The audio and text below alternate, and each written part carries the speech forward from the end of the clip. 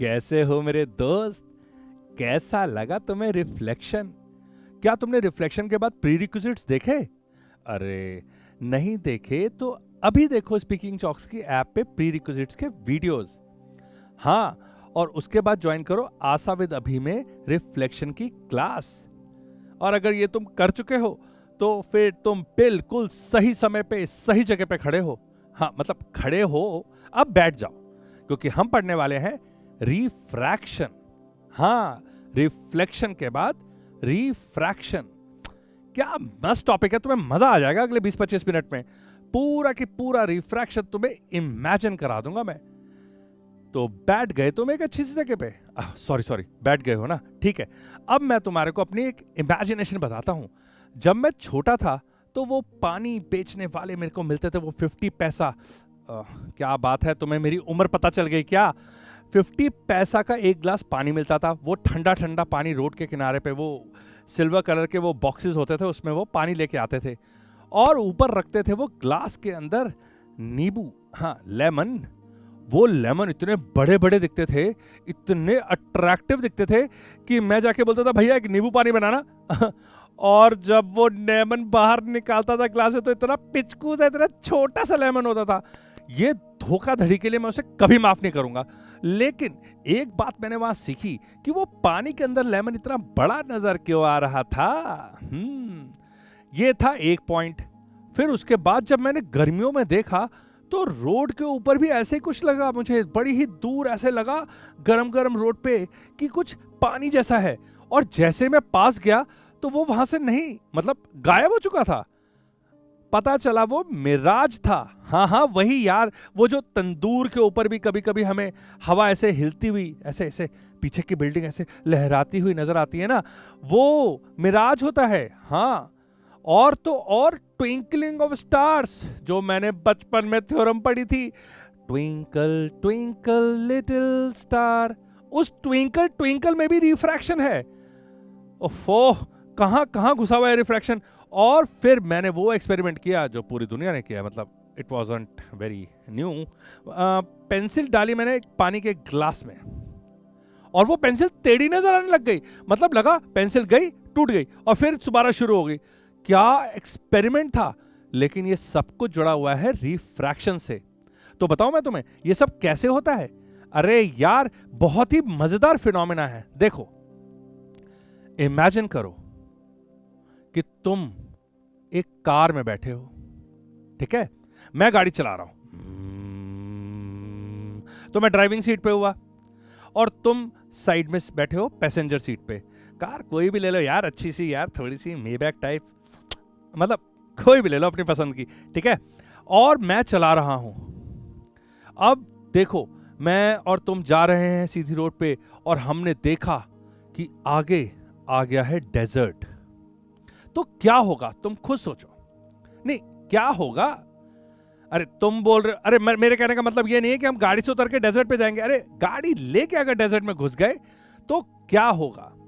देखो, अगर हम सीधा डेजर्ट की बाउंड्री में घुसे, यानी कि मेरी साइड का टायर, ड्राइविंग साइड वाला, मेरी साइड का टायर और तुम्हारी साइड का टायर, दोनों ने सीधा रेत पे पैर रखा, तो गाड़ी हो जाएगी स्लो लेकिन चलती रहेगी सीधी। धीरे धीरे चलेगी ना। रेत पे वो गाड़ी का टायर ऐसे घूमने लग जाता है ना, चलता नहीं है, स्पीड स्लो हो जाती है। हाँ, लेकिन अगर हम ओब्लिकली घुसे, ओब्लिकली मतलब एक एंगल में घुसे, तो इसका इंपैक्ट बहुत ही यूनिक होने वाला है।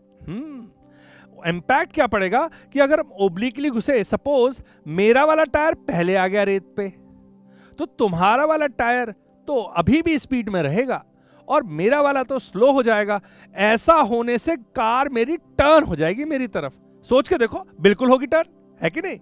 सोचो कि हम दोनों जा रहे हैं और ऐसे करके रेगिस्तान में हम घुसे कि मेरा टायर पहले आया सैंड के ऊपर, लैंड में थे, अब आ गया सैंड पे, और मेरा टायर की स्पीड स्लो हो गई, मतलब मेरी साइड वाले, ड्राइविंग साइड वाले टायर की स्पीड स्लो हो गई, और तुम्हारी साइड वाला टायर जो कि पैसेंजर वाला टायर था वो अभी भी उतनी स्पीड में है, तो कार टर्न हो जाएगी। ये फिनोमिना अगर हमें समझ में आ जाए तो भाई साहब पूरा की पूरा रिफ्रैक्शन डन है।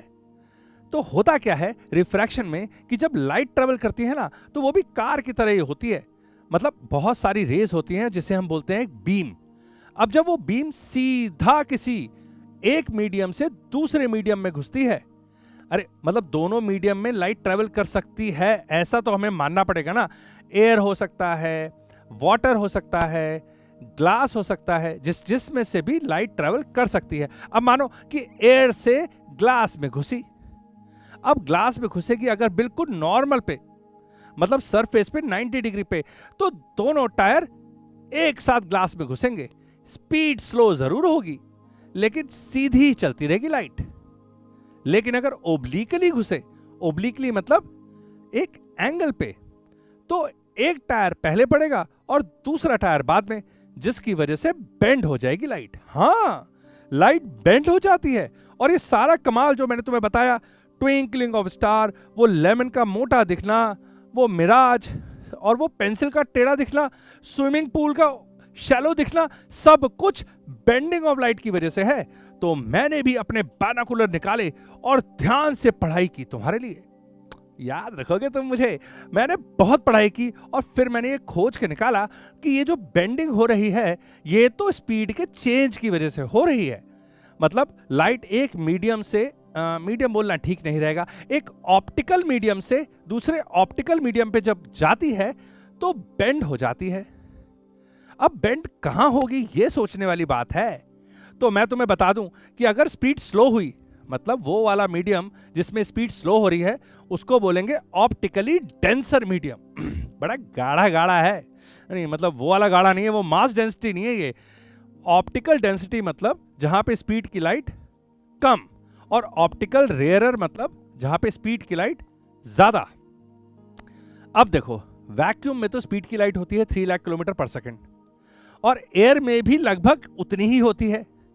तो एयर में हो गई 3 लाख किलोमीटर पर सेकंड। अब एयर से तो हमेशा कम ही होगी ना कहीं पे भी लाइट की स्पीड, तो ग्लास में घुसी तो हो जाती है 2 लाख सिर्फ। तो हम बोलेंगे रेयरर मीडियम से डेंसर मीडियम की तरफ चली गई लाइट। और जैसे ही वो रेयरर से डेंसर की तरफ जाती है, तो बिल्कुल जैसे ही वो ग्लास की फिल्म शुरू होती है, कांच शुरू होता है, बस वहीं उसी पॉइंट पे 90 डिग्री बनाना पड़ेगा सरफेस पे, वही जो रिफ्लेक्शन में सीखा था। हाँ, तो जैसे ही लाइट ओब्लिकली भिड़ी ग्लास से और वहां पे हमने बनाया 90 डिग्री, तो बस ग्लास और नॉर्मल, वो इंसिडेंट रे और नॉर्मल के बीच में एक एंगल बन गया, वो हो गया एंगल ऑफ इंसिडेंट। अब angle of incident is equal to angle of reflection होता था रिफ्लेक्शन में, भूल जाओ, पुरानी बात है। यहां नहीं होने वाला, बिकॉज यहां तो बेंडिंग होगी। अब जब अंदर गई तो जहां उसको जाना चाहिए था सीधी रोड पे, वहां तो नहीं गई, ये बेंड हो गई। और जब ये बेंड हुई तो ये नॉर्मल की तरफ बेंड हो गई। करके देख लो, वो जो कार बेंड हुई थी ना हमारी, हाँ ओब्लिकली, वो नॉर्मल की तरफ बेंड हुई थी।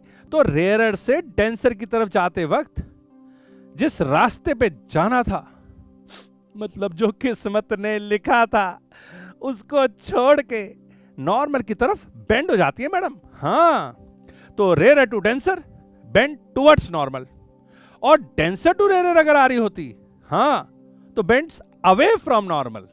तो बात तो वही है ना, अगर यहां से जाके वहां गई तो वहां से जाके यहां आएगी। मेरे कहने का मतलब है, अगर मैं सैंड से जा रहा हूं और लैंड पे जैसे ही मेरा टायर टच हुआ पहले, तो इस बार मेरे टायर की स्पीड बढ़ जाएगी, है ना, क्योंकि लैंड से सैंड पे आते वक्त स्लो हुई थी, तो सैंड से लैंड पे, ये मैं कितना कंफ्यूज कर रहा हूं। मेरे कहने का मतलब है, सैंड मिट्टी है जो होती है ना, वो रेत रेगिस्तान की, वहां से निकल के मैं बिल्कुल रोड पे आ जाऊं।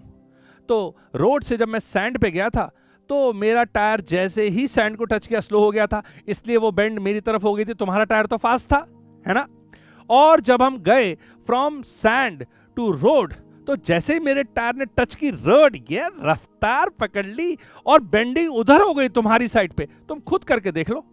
हाँ, अपने घर में कोई हॉट व्हील्स की कार होगी, इसमें तुम बस उसको लेके जाओ और किसी एक टायर के आगे उंगली रख दो और कार को चलाने की कोशिश करो, अपने आप वो बेंड हो जाएगी।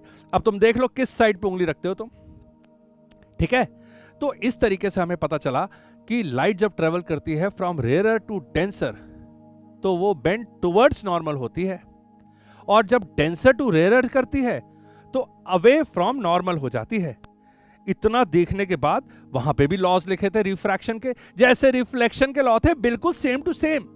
इंसिडेंट रे, रिफ्लेक्टेड रे और normal all lies in the same plane. अरे पता है मेरे दोस्त को कि सेम प्लेन का मतलब क्या होता है? वही वाला काइट वाला मतलब कि एक पेपर पे अगर हम स्टिक्स चिपकाएं तो वो सारी स्टिक्स सेम प्लेन पे होती हैं। दूसरा लॉ बिल्कुल अलग था इसका। देखो, उसका लॉ था रिफ्लेक्शन में I is equal to R, यहां I is equal to R तो हो ही नहीं सकता, ऑप्टिकल मीडियम ही चेंज हो गया है। I is equal to R का मतलब होगा कि कुछ चेंज ही नहीं हुआ, तभी तो लाइट सीधी सीधी चलती जा रही है। लेकिन यहां तो बेंडिंग हो रही है, तो I is equal to R तो कभी नहीं होगा। लेकिन यहां पे एक और मस्त बात हुई कि जो I था ना, उसका साइन का एंगल ले लो, साइन I, और जो R था उसका भी साइन का एंगल ले लो, sine I upon sine R। अगर एयर से गई ग्लास में तो हमेशा 1.5 आता है, करके देख लो। इसका मतलब अगर एयर से या किसी भी मीडियम से दूसरे मीडियम पे जब जाती है लाइट, तो sine I upon sine R मतलब sine of angle of incidence upon sine of angle of refraction, ठीक है, वो हमेशा कांस्टेंट होता है। तो मैंने सोचा कि ये मैं अपने दोस्त को कैसे बताऊंगा कि कांस्टेंट क्यों होता है। लेकिन बात तो बहुत सिंपल सी है भाई। अब बार बार अगर आप एक ही लाइट, मतलब पीले रंग की लाइट लगा लो, वो आप एयर से ग्लास में डालोगे तो बेंडिंग का रेशियो तो वही होगा ना। मान लो कि 30 डिग्री से घुसी और हो गया 20 डिग्री, तो अब 30 की जगह अगर 60 होता तो 20 की जगह 40 ही हो जाता ना, तो रेशियो तो सेम ही रहने वाला है ना। मैंने कहा यार बात तो बिल्कुल सही है, दोनों का एंगल का रेशियो सेम होना चाहिए। तो फिर मैं जब आगे बढ़ा तो मुझे पता चला कि जो रेशियो है ये बहुत कुछ बताता है। इस रेशियो को बोल देते हैं हम लोग रिफ्रैक्टिव इंडेक्स। हाँ, एक नया टर्म रिफ्रैक्टिव इंडेक्स, वो छोड़ो तुम टर्म। मैं तुम्हें एक बात बताता हूं कि हवा में स्पीड थी लाइट की 3 लाख किलोमीटर, ठीक है। एक लंबी सांस लो और सोचो, हवा में लाइट की स्पीड 3 लाख किलोमीटर, ग्लास में 2 लाख, 3 लाख अपॉन 2 लाख 1.5 हो गया ना, 3/2 तो 1.5 हो गया ना, 1.5। ये 1.5 क्या है बताओ? नहीं, ये क्या है 1.5? ये 1.5 बता रहा है कि भाई ग्लास में जब लाइट आती है तो उसकी स्पीड कम हो जाती है, क्योंकि हवा में जब लाइट होती है तो 1.5 गुना होती है उसकी स्पीड ग्लास के मुकाबले। तो ये जो रिफ्रैक्टिव इंडेक्स है ये है स्पीड का ratio, speed of light in air upon speed of light in glass. और रिफ्रैक्टिव इंडेक्स किसका निकला? ग्लास का निकला। ये बड़ा कंफ्यूजिंग था, मैं तुम्हें एक बार और बताता हूं। रिफ्रैक्टिव इंडेक्स हम किसी मटेरियल का निकालते हैं विद रिस्पेक्ट टू एयर, तो हम उसे बोलते हैं एब्सोल्यूट रिफ्रैक्टिव इंडेक्स। जैसे कि ग्लास का निकाला तो speed of air, speed of light in air upon glass. Air में तो हमेशा 3 लाख रहती है, तो ग्लास में जो भी होगी वो 3 लाख से कम होगी, और अगर वो 3 लाख से कम है तो टोटल वैल्यू तो 1 से बड़ी ही आएगी ना। 3 लाख अपॉन कोई भी नंबर लिखोगे डिनोमिनेटर में 3 लाख से छोटा, तो नंबर तो बड़ा आएगा। तो मैंने कहा यार ये तो बहुत ही अच्छी बात है, इससे हमें एक बात पता चल गई कि रिफ्रैक्टिव इंडेक्स जब 1 से ज्यादा होता है तो इसका मतलब लाइट ट्रेवल कर रही है रेयर टू डेंसर मीडियम। तो किसी का भी रिफ्रैक्टिव इंडेक्स निकाल लो। मैंने पानी का देखा, पानी का 1.33 था, तो मैंने बोला ठीक है, 3 लाख डिवाइडेड बाय समथिंग 1.33, और ग्लास के केस में 3 लाख डिवाइडेड बाय समथिंग 1.5। तो ग्लास और पानी में क्या हुआ? ग्लास और पानी में ग्लास ज्यादा है डेंसर। हाँ, तो रिफ्रैक्टिव इंडेक्स तो बहुत कमाल का नंबर था भाई। एक नंबर जिसपे आप ऊपर लिख दो जहां से लाइट आ रही है, मतलब उस मीडियम की स्पीड, और नीचे लिख दो जहां जा रही है, बस खत्म। तो ग्लास का निकालना हो तो कर दो लाइट की स्पीड एयर में अपॉन लाइट की स्पीड ग्लास में। पानी का निकालना हो तो refractive index of water is light की स्पीड एयर में अपॉन लाइट की स्पीड वाटर में। किसी का भी निकालना हो, और फिर मैंने निकाला ऑयल का, और मुझे पता चला अरे बाबा, वैसे तो ऑयल पानी के ऊपर तैरता है, रेयरर है, ऊपर तैरता है, हल्का है ना, लेकिन जब उसी ऑयल के अंदर लाइट डालो तो पानी से ज्यादा बेंड होती है। इसका मतलब वो ज्यादा डेंस है, तो भाई जब भी डेंसिटी की बात हो तो मास डेंसिटी मत समझ लेना, यहां इस चैप्टर में ऑप्टिकल डेंसिटी की बात हो रही है। तो बस यहां पे जाके मुझे एक बात बिल्कुल क्लियर हो गई कि रेयरर मीडियम से जब डेंसर की तरफ जाएगी तो लाइट होगी बेंड टुवर्ड्स नॉर्मल, और refractive index of denser medium with respect to rarer medium हमेशा 1 से बड़ा आएगा, है ना, क्योंकि ऊपर वाली स्पीड ज्यादा होगी और डिनोमिनेटर की स्पीड कम होगी। और अगर इसका उल्टा हुआ, डेंसर से रेयरर की तरफ गई तो बेंड होगी अवे फ्रॉम नॉर्मल, और रेयरर मीडियम का with respect to denser medium हमेशा रिफ्रैक्टिव इंडेक्स लेस देन 1 आएगा। जैसे कि एयर का निकालो विद रिस्पेक्ट टू ग्लास, भाई ग्लास से भी तो निकल के एयर में जा सकती है ना, तो ग्लास से अगर एयर में निकल के जाएगी तो वो 3/2 का 2/3 हो जाएगा, मतलब 0.6 हो जाएगा। ठीक है, तो 0.6 हो जाएगा, मतलब डेंसर से रेयरर गई है, और अगर रेयरर से डेंसर जाएगी तो हमेशा रिफ्रैक्टिव इंडेक्स 1 से बड़ा होगा। खैर, इसको मैं तुम्हें डिटेल में समझाऊंगा चैप्टर कॉन्सेप्ट क्लास में, जरूर देखना स्पीकिंग चॉक्स की ऐप में।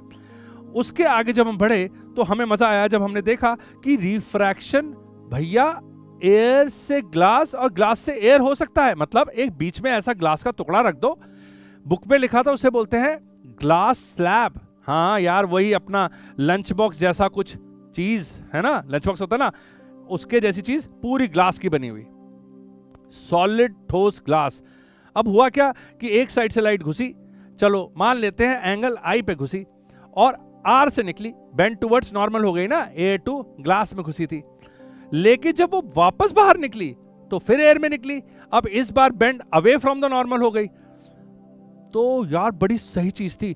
एग्जांपल लेता हूं, मानो कि 60 डिग्री से अंदर घुसी, नॉर्मल के साथ एंगल कितना था आई 60 डिग्री, और 60 के बाद हो गया वो 30। अब जब 30 से जब उसने वापस एयर में घुसी, एयर से ग्लास में घुसी तो 60 से 30 हो गया, अब ग्लास से जब एयर में वापस गई तो 30 का 60 हो गया। हाँ बिल्कुल उल्टा, रिवर्सिबिलिटी प्रिंसिपल यहां पूरा पूरा अप्लाई हो रहा था। तो 60 से 30, 30 से 60, तो जो फाइनल रे निकली इमर्जेंट, उसका एंगल तो बिल्कुल इंसिडेंस के बराबर था। दोनों रे पैरेलल थी भाई, पैरेलल, लेकिन अपने ओरिजिनल पाथ पे नहीं थी, थोड़ी सी हट के थी। तो फिर इसको उन्होंने बोला लेटरल डिस्प्लेसमेंट। मैंने कहा यार ये तो बहुत ही सिंपल सी बात है, जब 60 पे घुसी 30 हो गया, और 30 से वापस एयर में आई तो 60 हो गया, तो दोनों लाइनें एक दूसरे के साथ पैरेलल हैं लेकिन थोड़ा सा हट के, इसको बोला लेटरल डिस्प्लेसमेंट। अब जब मैंने इतना देख लिया रिफ्रैक्शन, तो मैंने बोला ये हम पढ़ के हो रहे हैं, इसकी एप्लीकेशन तो बताओ मुझे, कहां लगाऊं मैं इसको रिफ्रैक्शन को। और इसी बात पे मैंने अपना चश्मा उतारा और ध्यान से देखा, तो मुझे पता चला कि मेरा चश्मे के अंदर जो लेंस लगा हुआ है वो भी रिफ्रैक्शन के प्रिंसिपल पे ही काम कर रहा है। ओ माय गॉड, मेरी आंखों के इतनी पास था वो, इतनी पास था रिफ्रैक्शन, और मैं सोच रहा था कि इसकी एप्लीकेशन कहां है। मैंने झटपट खोला लेंसेज के बारे में और पढ़ना शुरू किया, तब मुझे पता चला कि बिल्कुल मिरर की तरह यहां पे भी स्फेरिकल सरफेसेस होते हैं। दो स्फेरिकल सरफेस से अगर एक सॉलिड लेंस बनाया जाए, ऊपर से पतला बीच में मोटा नीचे से पतला, फिर से बोलता हूं, ऊपर से पतला बीच में मोटा नीचे से पतला, अरे वैसे पत्ती की तरह, लीफ होती है ना लीफ, हाँ, ऊपर से पतली फिर नीचे तक मोटी, फिर नीचे जाके फिर पतली, तो बीच में मोटी होती है, वैसा बिल्कुल पत्ती की तरह, लीफ की तरह, जो हम लीफ बनाते हैं अपने ड्राइंग में। हाँ, अब वो लीफ में क्या है, उसको बोला इन्होंने कॉन्वेक्स लेंस। पता है वो कौन सा लेंस होता है? ये वही वाला लेंस है जिससे वो हाँ पंडित अपना हाथ देखता है? हाथों की रेखाएं, रेखाओं में हमारा भाग्य। अरे कुछ नहीं होता, भाग्य आदमी अपना खुद बनाता है अपनी हिम्मत से और अपनी मेहनत से। तो दोस्त, रेखा तो तुम पलट के रख दोगे, ठीक है? चलो ये वाली भविष्यवाणियां मैं बाद में करूंगा, आगे चलते हैं। तो वो जो कॉन्वेक्स लेंस था वो वही लेंस था जो मैग्नीफाइंग लेंस, वो जो हाथ देखने के लिए काम आता है, या जिससे सूरज की रोशनी को एक पॉइंट पे बिल्कुल हम ले आते हैं और पेपर जलाते हैं। नहीं जलाया, मुझे बहुत मजा आता है करने में, बड़ा गरम गरम लगता है। तो होता क्या है कि सारी की सारी रोशनी को अपने ऊपर जो भी पड़ती है ना लाइट, उसको कन्वर्ज करके एक पॉइंट पे ले आता है।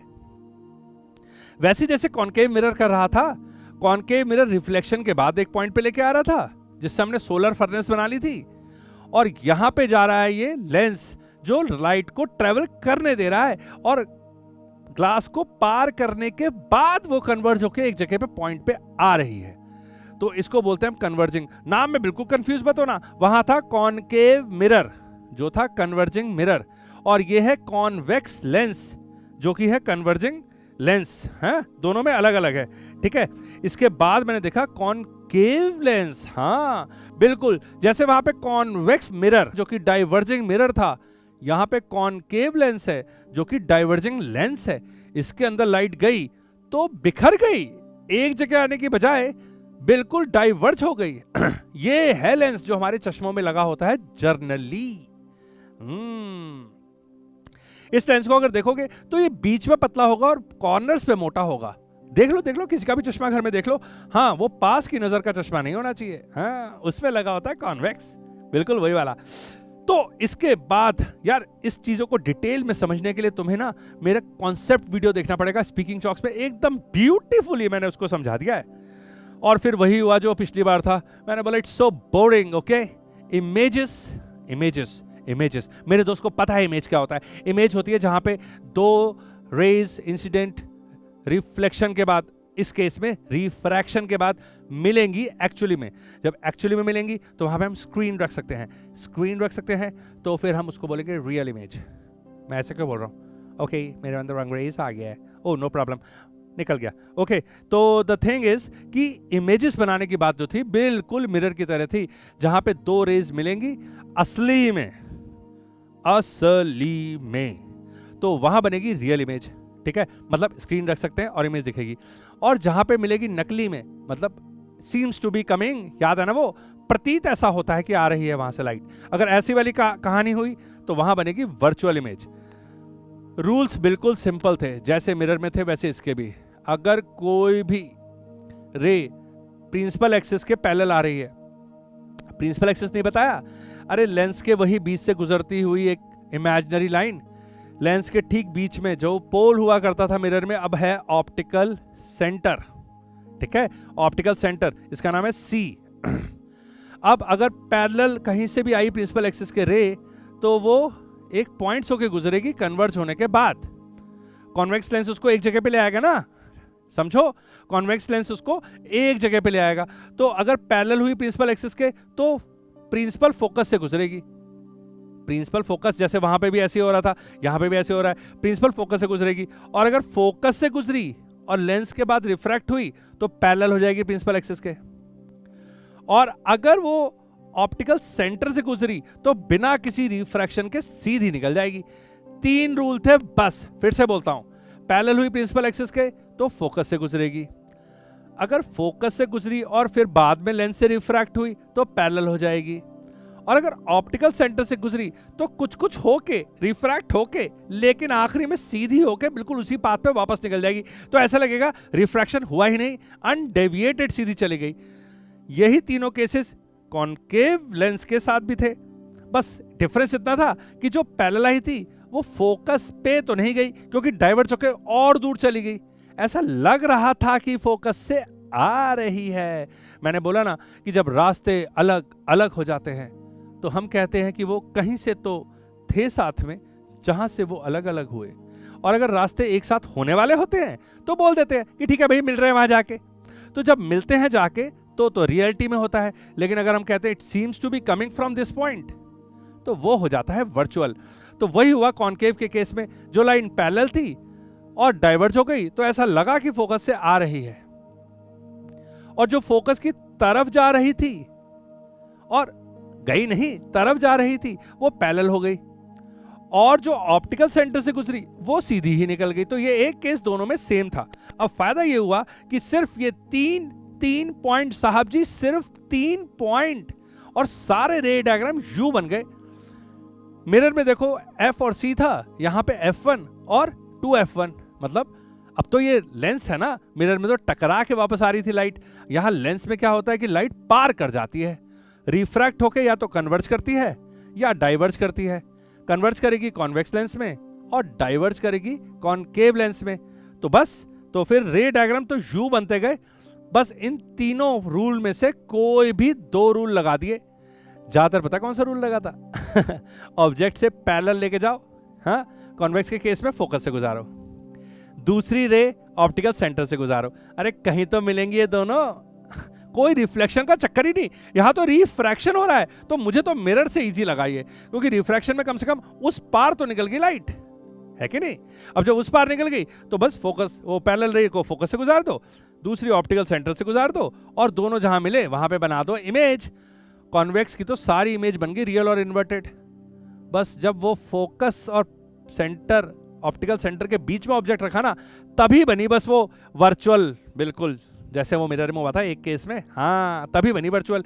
तो मैंने बोला ये कौन सा केस है? ये वही वाला केस है जिससे हम हाथ देखते हैं, हाँ देखते हो ना, कभी कभी स्केल को भी अगर रख दो किसी कागज के ऊपर तो लेटर्स बड़े लगने लग जाते हैं, हाँ ये वही केस है। तो ऑप्टिकल सेंटर और फोकस के बीच में जो ऑब्जेक्ट आता है तो वर्चुअल और इरेक्ट इमेज बनती है, वरना रियल और इन्वर्टेड ही रहती है कॉन्वेक्स के केस में। और कॉनकेव जो कि एक डाइवर्जिंग लेंस है, उसमें तो हमेशा ही वर्चुअल और इरेक्ट रहती है। बट देखना नाम में तुम गड़बड़ मत कर जाना तुम, हाँ नाम में गड़बड़ मत कर जाना, नाम बहुत इंपॉर्टेंट है। वहां था कॉनकेव मिरर जो था कन्वर्जिंग, यहां है कॉन्वेक्स लेंस जो कि है कन्वर्जिंग। वहां था कॉन्वेक्स मिरर जो कि था डाइवर्जिंग, यहां कॉनकेव लेंस जो कि है डाइवर्जिंग। तो इनमें कंफ्यूज नहीं हो गए तो बस मामला आगे ही बढ़ता जाएगा। और इसके बाद मैंने आखिरी पड़ाव रखा और चश्मे को साफ किया, क्योंकि अब बात आ गई थी पावर ऑफ लेंस की। तो पावर क्या होता है, कोई लेंस कितना ज्यादा पावरफुल है, पावरफुल ताकत नहीं, मतलब वैसा ताकत नहीं है। यहां पे क्या है कि कॉन्वेक्स लेंस है, उसके अंदर रेज आ रही है पैरेलल, ये कन्वर्ज करेगा, जितना ज्यादा कन्वर्ज करेगा, जितना ज्यादा कन्वर्ज करेगा, जितना जल्दी से बहुत पास ही एफ मिला देगा, वो एफ और जो ऑप्टिकल सेंटर है उसके डिस्टेंस को फोकल लेंथ बोलते हैं। और ये फोकल लेंथ छोटी होती जाएगी, मतलब जितना ज्यादा कन्वर्ज करेगा उतनी ही फोकल लेंथ कम हो जाएगी। इसका मतलब पावर ज्यादा तो फोकल लेंथ कम, फोकल लेंथ कम तो पावर ज्यादा, फोकल लेंथ ज्यादा तो पावर कम, उल्टा उल्टा। तो बस फोकल लेंथ की एक यूनिट डिसाइड कर ली, मीटर्स, अब और लिख दिया power is equal to 1/f। Inversely proportion है ना, एक बढ़ेगा तो दूसरा घट जाएगा, है ना। तो फोकल लेंथ हुई 100 सेंटीमीटर यानी कि 1 मीटर, तो 1/1 पावर हो गई 1 डायोप्टर। हाँ हाँ उसकी यूनिट है यार पावर की, डायोप्टर। ध्यान देने वाली बात यह है कि भाई 50 सेंटीमीटर अगर फोकल लेंथ हुई तो सुनने में लगता है यार 100 सेंटीमीटर वाला जो फोकल लेंथ है ना वो ज्यादा पावरफुल होगा। नहीं, 50 वाले की ज्यादा पावर होगी, क्योंकि 50 होता है 0.5 मीटर्स और 1/2 मीटर मतलब 2 डायोप्टर। तो जिसकी फोकल लेंथ ज्यादा उसकी पावर कम, और जिसकी फोकल लेंथ कम उसकी पावर ज्यादा, क्योंकि फोकल लेंथ कम होने का मतलब है ज्यादा कन्वर्ज या ज्यादा डाइवर्ज करना, दोनों में पावर झलक रही है। इसके बाद चैप्टर होने से वाला था खत्म, लेकिन आ गया लेंस फॉर्मूला, बिल्कुल मिरर फॉर्मूला की तरह सेम था। वहां था 1/v + 1/u = 1/f, और यहां था 1/v - 1/u = 1/f।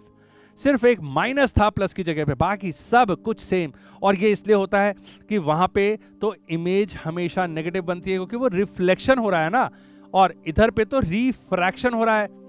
ओहो हो, मैं तुम्हें एक बात बताना तो भूल ही गया, ये फॉर्मूला यूज करने से पहले साइन कन्वेंशन पढ़ना पड़ेगा लेकिन है वो बिल्कुल वैसा ही जैसा मिरर का था। मिरर में भी इंसिडेंट रे के डायरेक्शन में अगर जा रहे हो तो पॉजिटिव होता था, याद है ना, पोल से राइट गए तो पॉजिटिव, लेफ्ट गए तो नेगेटिव, ऊपर गए तो पॉजिटिव, नीचे गए तो नेगेटिव। अब यहाँ पे भी मान लो कि एक लेंस रखा हुआ है और लेफ्ट से राइट आ रही है रे, इंसिडेंट रे लेफ्ट से राइट आ रही है, तो हर चीज जो राइट में गई वो पॉजिटिव, जो लेफ्ट में गई वो नेगेटिव, जो ऊपर गई वो पॉजिटिव, जो नीचे गई वो नेगेटिव। और गिनना यहाँ पे कहां से है सारी लेंथ, यस वहीं से, पहले पोल से गिनते थे, अब ऑप्टिकल सेंटर से गिनेंगे। तो हुआ क्या कि जो कॉन्वेक्स था ना, कॉन्वेक्स, उसमें तो लाइट पार करके फोकस पे जाती थी, पार करके कन्वर्ज हो जाती है ना, तो फोकस पे जाती थी, तो उसकी फोकस राइट साइड में था, तो बस उसकी फोकल लेंथ पॉजिटिव हो गई, क्योंकि सेंटर ऑफ ऑप्टिकल सेंटर से राइट साइड जाना पड़ रहा था उसको नापने के लिए। तो कॉन्वेक्स लेंस की पावर हो गई पॉजिटिव, और पावर कह रहा हूं पॉजिटिव होगी, हाँ पावर भी तो पॉजिटिव हो गई ना, वो 1/f होती है, तो फोकल लेंथ हो गई उसकी पॉजिटिव और पावर भी हो गई पॉजिटिव। और जो चश्मा लगता है ना वो प्लस नंबर का, हाँ जो घर में थोड़े एजेड लोग होते हैं जिनको पढ़ने में दिक्कत होती है तो उनको चश्मा लगता है प्लस नंबर का, और वो इसलिए लगता है क्योंकि लेंस होता है कॉन्वेक्स, और कॉन्वेक्स की फोकल लेंथ होती है पॉजिटिव, और अगर पॉजिटिव फोकल लेंथ है तो पावर भी होगी पॉजिटिव, राइट? गुड, समझा दिया मैंने। पॉजिटिव रहिए लाइफ में। हाँ, और जैसे मेरे चश्मा लगा है या जनरली जिनको चश्मा लगता है दूर का, वो होता है कॉनकेव लेंस। वहां पे क्या होता है कि वो डाइवर्जिंग लेंस है तो कहीं मिलती तो है नहीं, तो seems to be coming from होती है, और वो होती है लेफ्ट साइड में, तो पावर होती है नेगेटिव, क्योंकि फोकल लेंथ भी होती है नेगेटिव। इतना पढ़ने के बाद जब मैंने लेंस फॉर्मूला लगाया तो मैंने बोला यहां तो कुछ करना ही नहीं है, वही 1/v, v for victory, image का distance from the optical centre, 1/u, u for umbrella, वही ऑब्जेक्ट का डिस्टेंस फ्रॉम ऑप्टिकल सेंटर, और 1/f, f मतलब फ्रॉग, वही focal length, distance from optical centre of the lens to focus. 1/v plus 1/u is equal to 1/f की जगह हो गया 1/v minus 1/u is equal to 1/f। Magnification अभी भी वही रही, height of image upon height of object, वही image upon object, और माइनस v/u की जगह मैग्निफिकेशन हो गई अब v/u। तो एक जगह पे प्लस से माइनस हुआ है और एक जगह से माइनस हटा है, बाकी फॉर्मूला बिल्कुल बिल्कुल सेम। थक गया मेरे भाई, बस लास्ट लाइन बोल लेने दे, उसके बाद ये चैप्टर पूरा सुना दूंगा मैं तेरे को। पावर ऑफ लेंसेज जो थी, जो डायोप्टर में बात कर रहे थे, क्या होगा अगर एक कॉनकेव के साथ कॉन्वेक्स रख दिया जाए? कॉन्वेक्स की +5 हो और कॉनकेव की -2, कुछ नहीं होगा। +5 और -2 +3। हाँ बिल्कुल अलजेब्रिक सम यार, जैसे हम प्लस माइनस करते हैं ना, +5 -2 +3, बिल्कुल सिंपल वैसे ही। तो अगर आपने कॉम्बिनेशन ऑफ लेंस लगाया और कई सारे लेंस रखे तो जोड़ डालो यार, जैसे प्लस माइनस करते थे वैसे ही ऐड कर दो, बिल्कुल बिंदास। ये करने के बाद मुझे लगा कि अब मेरे दोस्त को चैप्टर का ओवरव्यू मिल गया। आज हमने रिफ्रैक्शन पढ़ लिया है और अब मैं तुम्हें चाहता हूं कि तुम मिलो कॉन्सेप्ट क्लास में, ठीक है? वहां मिलेंगे और ये एक एक बात जो मैंने तुमसे बोली है ना, वो मैं तुम्हें लिख के समझाऊंगा। तो स्पीकिंग चॉक्स की ऐप अभी डाउनलोड करो अगर अब तक नहीं की है, और देखो रिफ्रैक्शन का कॉन्सेप्ट वीडियो। और मैं तुम्हें मिलता हूं दूसरे नेक्स्ट चैप्टर के साथ। दोस्त तुम्हारा कहां जाऊंगा, नाम वही स्पीकिंग चॉक्स।